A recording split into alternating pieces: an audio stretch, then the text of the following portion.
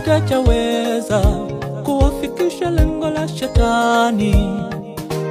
Muziki mzuri waweza kuwa chombo cha kujitukuza, kwa kuwa haugusi hisia waweza kuwa chombo cha kujitukuza.